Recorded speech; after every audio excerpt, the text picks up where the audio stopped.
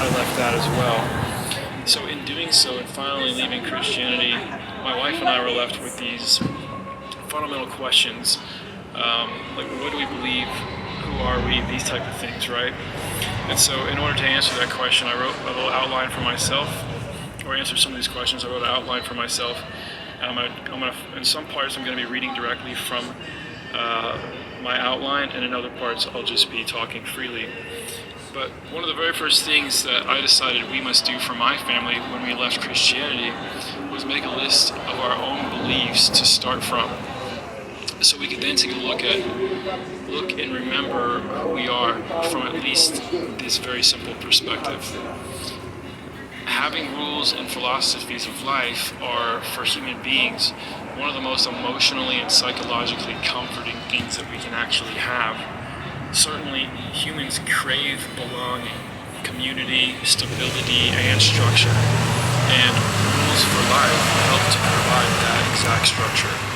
Humans also crave personal identity as well, wanting to know where they fit in.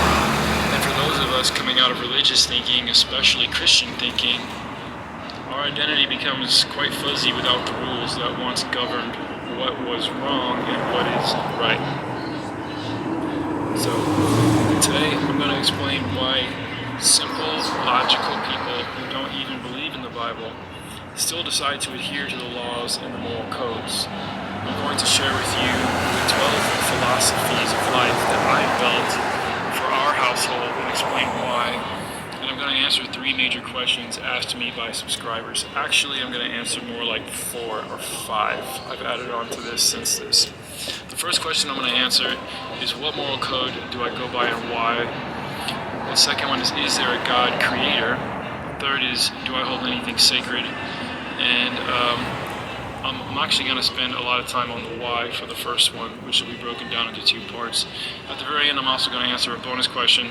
A buddy of mine, John, on Facebook asked me, what are my thoughts about the dietary laws from the Tanakh, the Old Testament, and do I still adhere to those? So I'll get to that as well.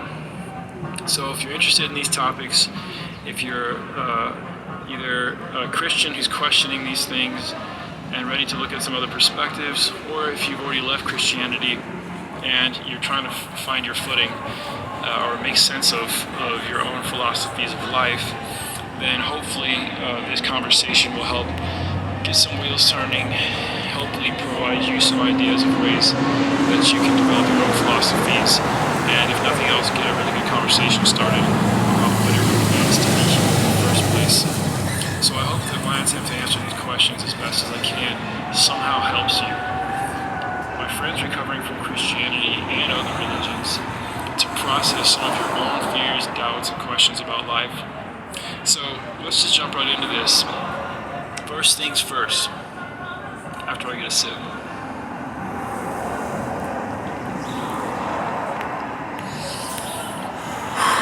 One of the biggest tricks I learned from presenting for several years, actually before I presented on the internet, I used to present to actual people as a combat instructor and in other